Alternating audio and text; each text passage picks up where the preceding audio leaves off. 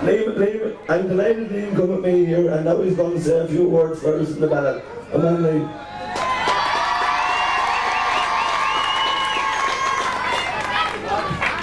Reverend Fathers, ladies and gentlemen, I said in Oulart a few hours ago, this time last year I would have been lynched in this parish. And I told him up there that I stopped going to Dublin the Gorey way through Wexford up this road. I used to go to Enniscorthy in case you know, catch me and hang me on the end of some crossing way. But that's all in the past, and we had our differences, and that's life. And it was great in fact in that maybe it helped us all consolidate our positions and maybe get stronger for it. I forgot to say something in Oulart, and I'm going to say it now. I think that the Oulart Club is a model for most of the other clubs in Wexford in terms of underage hurling. And the amount of work that's gone into underage hurling and camogie in this club is remarkable.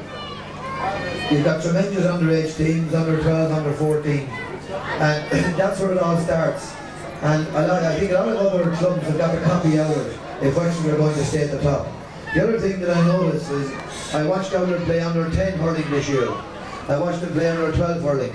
And the skill level of the small kids in Oulart is extremely high. So your club, as I've said in the past, is an example to everybody else. And it's not surprising that you're the captain of the Wexford team and people of the talent of Liam Dunn on the panel and Paul Finn. Now, I'm not going to keep you too long, but I just said to the lads earlier, and I'll say it again in Martin's home place, the thing that gives me the greatest pride about last Sunday is that we as a people, this match, we're up here on a platform and we'll be down shortly amongst all of you.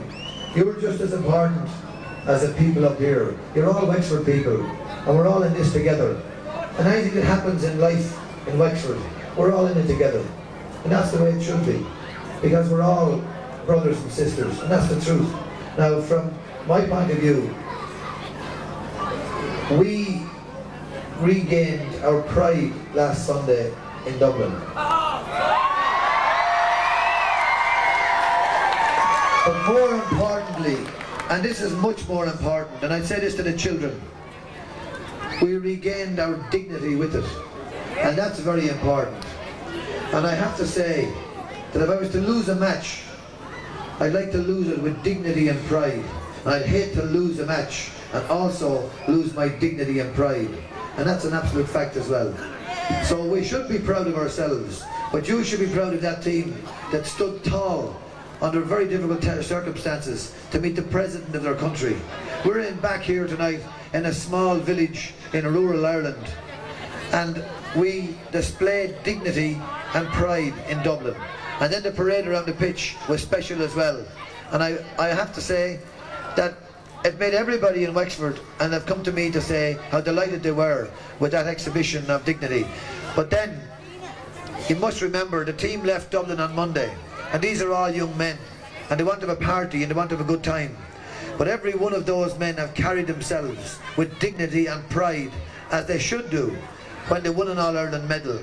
And I was delighted with their presence and the way they stood up at stages all over County Wexford with their chests out and their heads held high, and they absolute shining examples to all the children who are here. So I'd like to thank the players on your behalf for everything that they did and for all that they've done this week to give Wexford back its purple and gold, its pride, and above all its dignity. Thank you all very much indeed.